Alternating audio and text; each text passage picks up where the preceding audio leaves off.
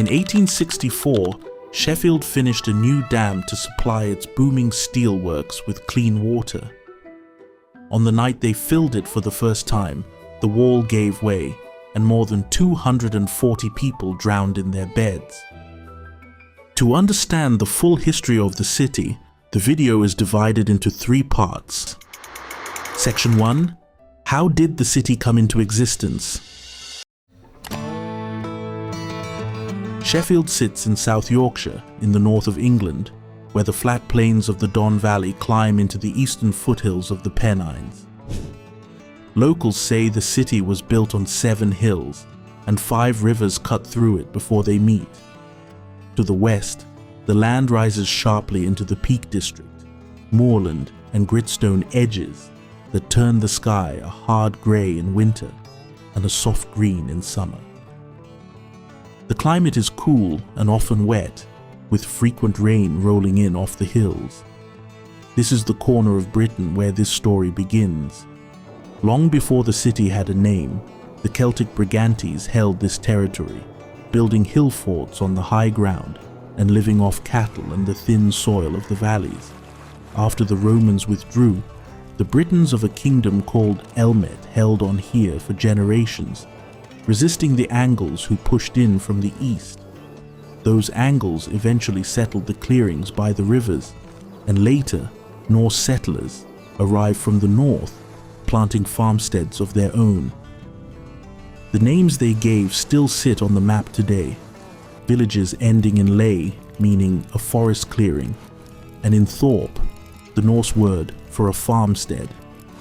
Long after the peoples themselves were forgotten, their language kept speaking through the land. They came by land in the years after the conquest, marching north into a country William had ordered burned. The harrying of the north had left villages as ash and fields as bone-dry ruin, a punishment for rebellion that emptied whole valleys of the living.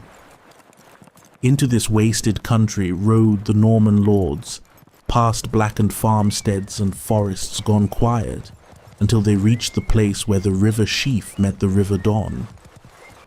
It was low ground, easy to overlook, but it commanded the water and the roads that followed it. Here, they decided, was where they would plant their authority.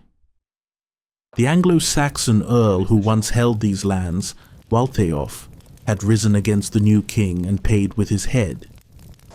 His widow's lands passed into Norman hands, and the local people, already broken by famine and fire, had little left to resist with. A wooden castle rose on the riverbank, not to welcome the population but to watch it. Around its walls, in cautious silence, the first traders and labourers began to gather, rebuilding a life under the shadow of a fortress that did not belong to them. In the early 12th century, the Norman baron William de Lovedo took hold of this small, wary settlement and gave it shape. He built the castle in timber, raised a parish church nearby, and granted the town its first market, drawing merchants in from across the region. By the end of that century, Sheffield had a name on official record and a reason for strangers to visit. Within 100 years, a tax collector would note payment from a man called Robert the Cutler, the first sign of the trade that would one day define the city. A market town now stood where a Norman garrison once watched over ashes. Everything that follows belongs to what it became. Section 2. Conflicts.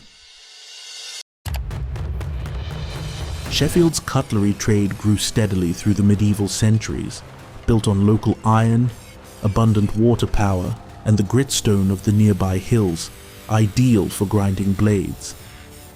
By 1624, the trade was significant enough to need formal governance, and the Company of Cutlers in Hallamshire was founded to oversee quality and training across the town. It was in this same era that Sheffield Castle briefly became a royal prison. Between 1570 and 1584, Mary, Queen of Scots, was held here under the custody of George Talbot, 6th Earl of Shrewsbury, one of the most powerful noblemen in England. For 14 years, the fate of a deposed queen was tied to this small manufacturing town, her rooms watched over by a family that had grown rich from the land around it. Sheffield's loyalty was tested again during the English Civil War. In 1642, parliamentarian forces seized the town and castle, only to lose them to the Royalists the following year without a fight. The Royalists held on until 1644, when parliamentarian cannon finally forced their surrender after a short siege. Parliament ordered the castle demolished soon after, and the fortress that had once controlled this valley was reduced to rubble and quietly built over. In the decades that followed, refugees began arriving from the continent. French Protestants, Huguenots fleeing persecution after the revoking of religious protections in France, settled in Sheffield and brought fresh skills to its workshops, adding to a trade already known for craftsmanship. The true transformation came in 1740, when a Sheffield clockmaker named Benjamin Huntsman perfected the crucible steel process, melting iron to a purity no English furnace had achieved before. Demand exploded. Within a century, the town's steel output rose from 200 tons a year to 80,000, and Sheffield went from a market town to one of Europe's leading industrial centres. That growth needed workers, and workers kept arriving. By the 1840s, families fleeing the Irish famine had settled among the furnaces, while a smaller but steady wave of Jewish immigrants, escaping persecution in Eastern Europe, built a community around Scotland Street, working as tailors, watchmakers, and glaziers. Then, on the night of the 11th of March, 1864, the Dyke Dam collapsed above the city, releasing nearly 700 million gallons of water down the Loxley Valley.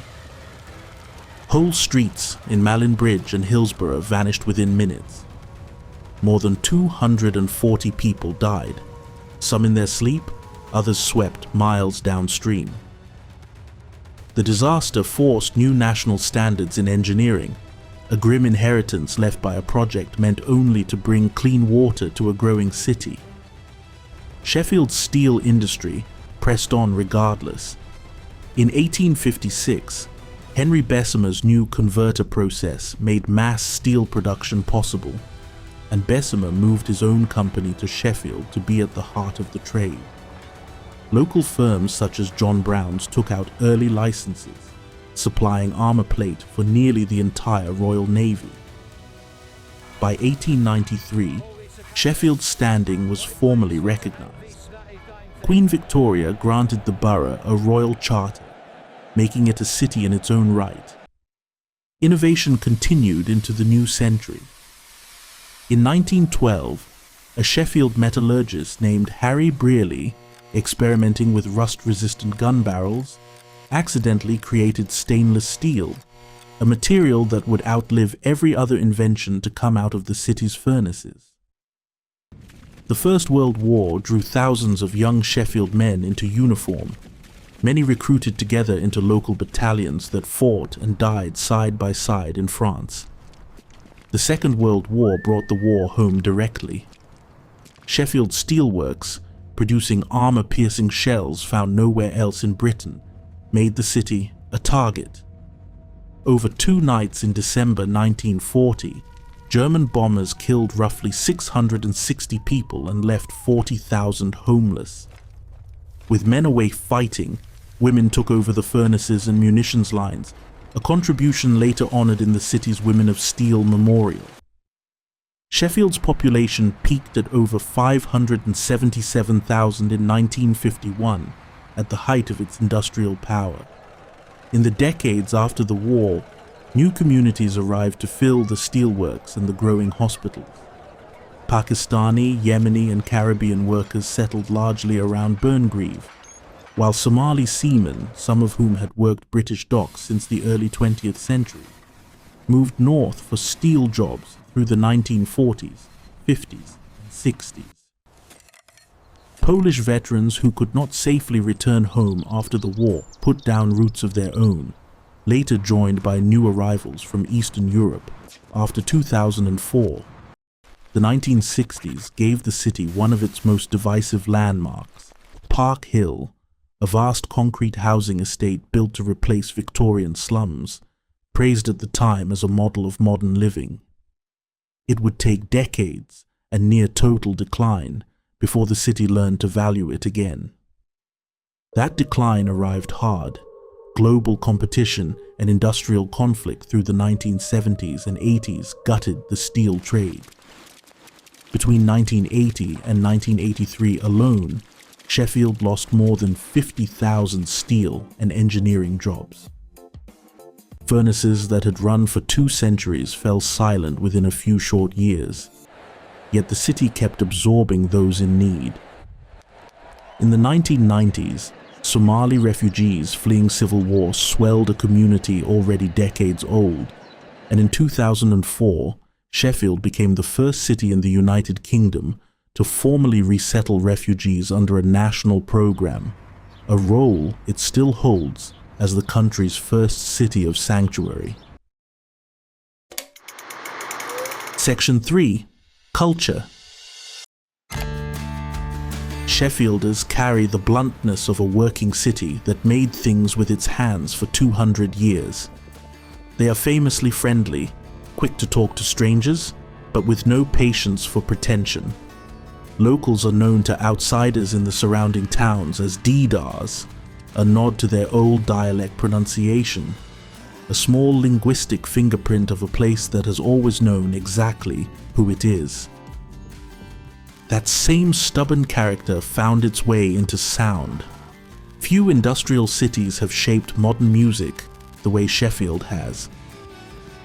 In the late 1970s and 80s, bands like the Human League and Heaven 17 pioneered British electronic pop from Sheffield bedrooms and studios, while Pulp, fronted by local songwriter Jarvis Cocker, carried the city's wit into the Britpop years. Decades later, Arctic Monkeys emerged from the same streets to become one of the defining bands of their generation. The city's steel heritage even echoes in its independent label Warp Records, born from the same industrial grit that once poured molten metal. And when the city sits down to eat, it does so with the same stubbornness it applies to everything else.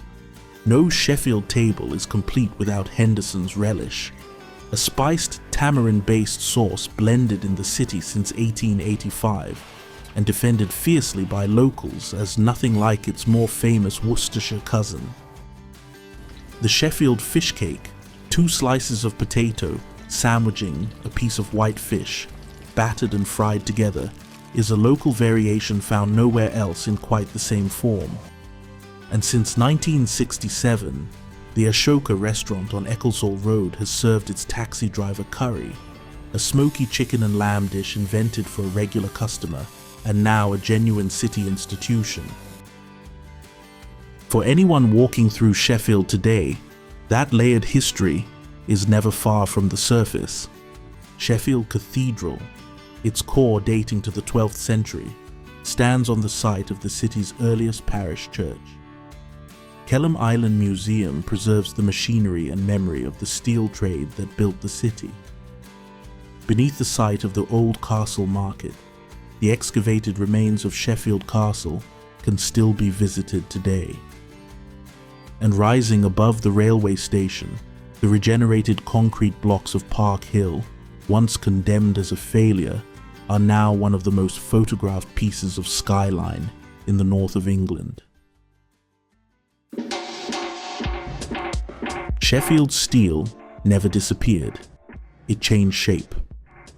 Today, the Don Valley is home to the UK's largest research-led advanced manufacturing cluster, where firms supplying Boeing, Rolls-Royce and McLaren work alongside university engineers developing small modular reactors and green hydrogen technology.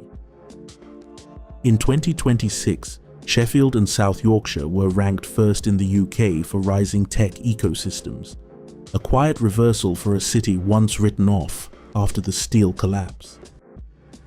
Visitors now come for reasons the city's Victorian founders would barely recognize. The Peak District sits minutes from the centre. The Winter Garden draws crowds into the heart of downtown, and in 2023, Sheffield was named the UK's foodie capital. Music tourism follows the trail from the Arctic Monkeys' first gig to the Steel-era pubs that shaped Pulp's early songs. As a regional hub, Sheffield now anchors a city region of well over 1 million people across Rotherham, Barnsley, Doncaster, and Chesterfield, with advanced manufacturing and health technology named as its 2 clearest paths forward. The furnaces that once lit the sky over this valley are gone, but the instinct that built them, to take raw material and forge it into something the world needs, still drives the city today, from steel plate to silicon and circuitry. Thank you for watching. If you haven't subscribed to Cities Untold yet, subscribe now. We'll see you in the next city.